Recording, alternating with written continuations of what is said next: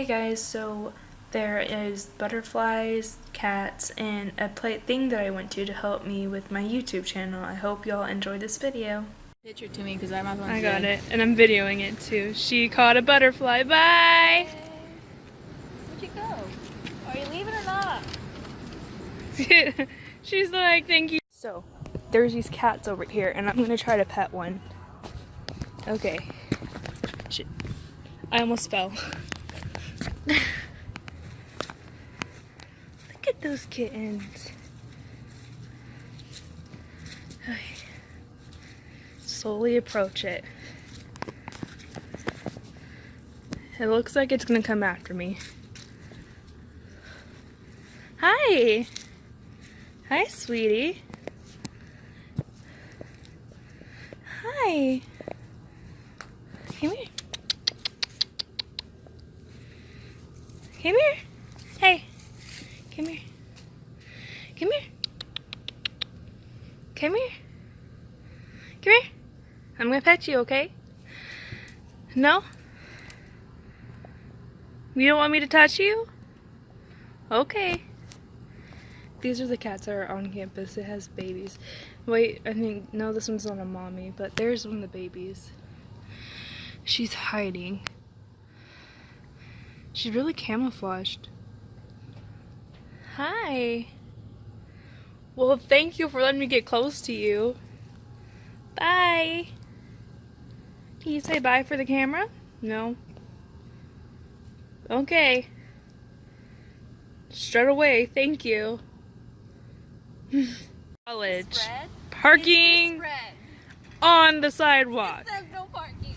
No parking. I hope you go to jail, sir, for parking on the sidewalk where students walk. This is shameful. And this guy on the sidewalk too. And this person. Okay. Legitly, those are the only 3 cars that have done it so far. People. College people are crazy. To understand. Oh my goodness, it's so cute. You wouldn't want the one with the flower crown? That is cute. They're both cute. I like that elephant. And dude, there's a unicorn. Where's the unicorn? Are you recording? Yes. There's Mom. Where's the unicorn? Looking for the unicorns. Following Marcella because she knows where unicorns are. Are we past it? Check it. Go back this way. Child section. Look up. Unicorn. There's a unicorn. Let's go. I have a severe addiction to unicorns.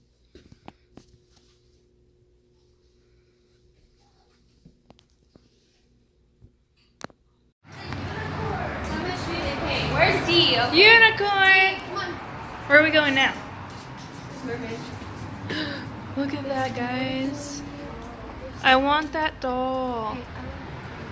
Okay.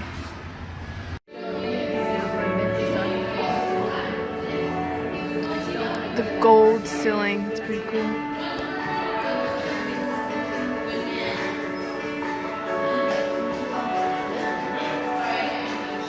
wanted to just step up and be a part of that. It gave me the opportunity to do something from home, but still make a purpose, still make an impact out there.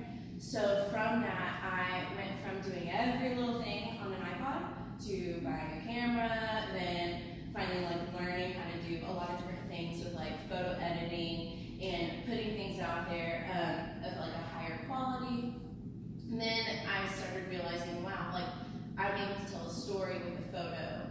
Wanting to go to some college and everything, and then all of a sudden I just felt super led to just not do that and actually start my own business. And so I started a jewelry line when I was 17. I don't do that anymore at all, but aren't we all thankful of where things take us in life? If I didn't do that, I would not be where I am today. So I started that business and I was just chasing it with all my heart, so much passion, right? And I didn't have much money as a 17-year-old person because we all understand that that's probably harder when you're 17. So I had to use Instagram and Facebook to make sales. And so after studying every day till 2 a.m. on the kitchen table every night, crying, Mom, I don't understand. I can't get this. Like, I'm not making sales. I'm not doing anything. And she's like, just keep chasing after it. And so I did. And after a long time, I'm not saying this comes overnight, but after a while of working hard, I finally got my brand to be known all over the world. And so we got big in Australia, Hawaii, New York, hello, welcome, Europe, like all these places. And I was like, how did you know I exist, you know? So, actually got a camera about 5 or 6 years ago for Christmas, and I didn't really know what I was doing. And I just started taking pictures of my cats and dogs, and I was like, this is fun. Okay, I like it. And so then I still didn't really know what I wanted to do. And so then all through high school, I was like, I don't know. I have a camera, I don't really know what. Because I feel like photography didn't really start getting like extreme until, the past 3 or 4 years. And so when I was 17 years old, I was like, I don't know what this is. And so I graduated high school. I went to East Central. I was a biology major, and I was like, no, this is awful. And so I got out of that, and then I switched to mass communications, and I was like, okay. I started doing photography classes, and I was like, okay, I think this is where I'm supposed to be. And so then I found H2O Church, and I found Hillary, and I got on the media team, and I became a photographer for the H2O Church. Yes, yes. Okay, so we're going to start with voice, then we will hit on strategy, and then we're going to go to workflow. So, really quick, I want to give you an example of establishing your voice. Voice is, it's going to be your mission statement. It's going to be your why behind everything that you do. So whenever you do anything on your website, you say, like, here's my about me, here's my products, like things like that. Maybe here's what I offer as a service. You want everything to reflect what your mission statement is, so it stays true to you as an individual person. Because if I want a burger, I could go to any burger joint in town and get a burger. But why do I want to go to that burger place? Like Folgers has been around forever here, and people love going there because of that brand. And it's not the name, it's not anything like that. It's the atmosphere, it's the client experience, it's all of that wrapped into one. So we're going to start with a mission statement. I want someone to give me, you're going to take that mission statement that you had. And how many are using Instagram currently for like business or just to like start developing a brand of some kind? Got a half hand, and I've got a few other ones. Okay, so with strategy on Instagram, there are a few things that you need to start if you're not currently doing. Do you feel like you have a lot of engagement on your posts right now? Everybody who's already on Instagram? Like, do you feel like you're getting likes and stuff, or where do you feel like that's at with your stuff? Do people know what you offer? Like, just think of that while I'm talking about this, okay? So what you're going to do is, number one, you're going to think of some different hashtags for the person that you want to be attracting. Hashtags on Instagram work just like a Facebook group. So Facebook groups is community. So you're going to look at that the same way on Instagram.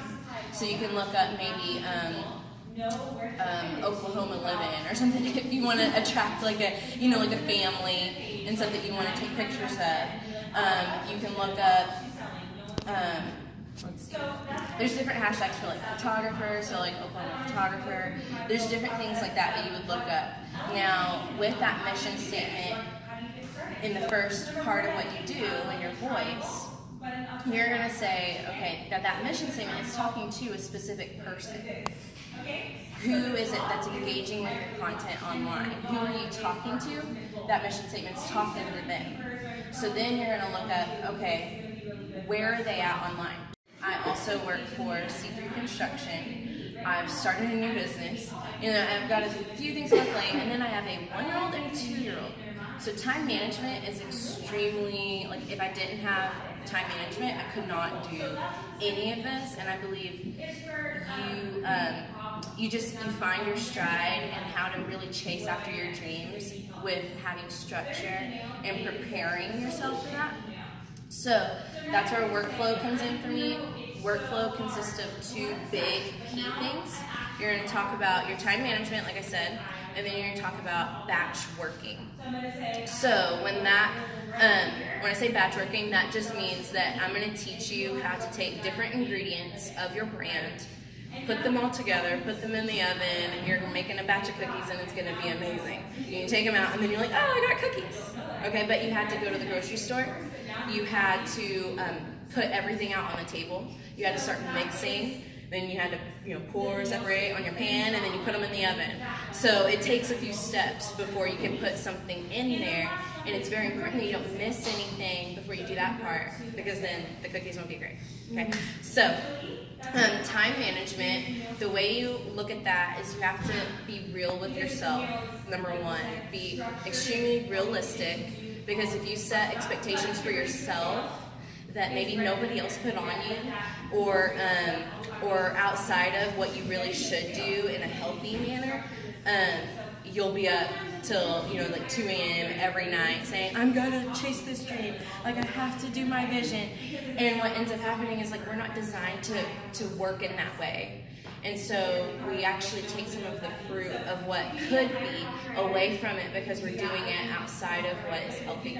So be realistic in your expectations of yourself and set a good schedule of time. So for me, I like to say, okay, I know I need to do social. Okay, so moving on to a batching schedule. This is my recipe for this. So you're gonna look at, now that you got your mission and you have your strategy, you know how often you need to be showing up on social media to promote your stuff, how often you need to be blogging, how often you need to be doing pretty much everything. You've got that down because you looked at your strategy and you know who you're talking to. So whenever you create the batch, you're going to say, I need to write out, say you want to do 1 blog a month, 1 or 2 blogs a month. So you're going to say, okay, I've scheduled time to sit down and write out those 2 blogs. Now, I might not post them today, but I'm going to schedule them on my website to post 2 different times this month. But you were in the right frame of mind to sit down and write. Okay, so then you're going to take those 2 blogs, or maybe you wrote just some captions out for your church or things like that. You're going to take that stuff and say you had a blog. You wrote out the whole blog. Now you can separate that blog out into maybe 3 or 4 different captions on social media. So that's how your time then doubles. Instead of spending all this time saying, oh, I don't know what to post, and things like that, you get a really good post scheduler. And you say, I'm going to sit down and write down all my captions, or I'm going to sit down and write a couple blogs and then separate them out into captions later on. So you get all your captions written because you know the different topics you need to talk about to reach your target. Then, so like for me personally, my flow looks a lot like, I'm going to talk about my family, I'm going to talk about business, talk about my faith, talk about working with different people, things like that. If you have a business or you're trying to sell things, it's really important that you don't oversell.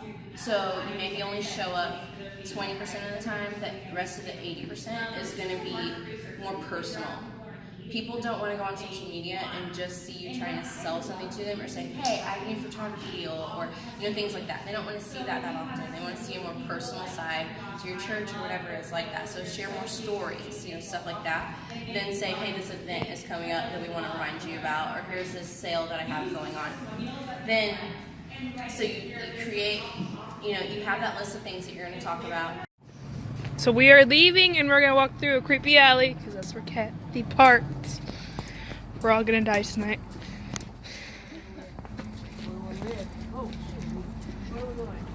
Through the alley. It's not so bad. Longer walking. Really? It's shorter. Maybe because I'm used to walking.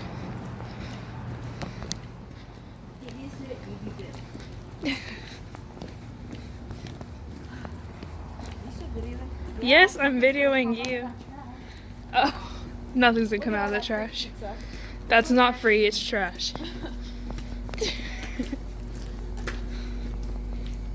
If you like this video, please like, share, and subscribe down below. Thank you for watching.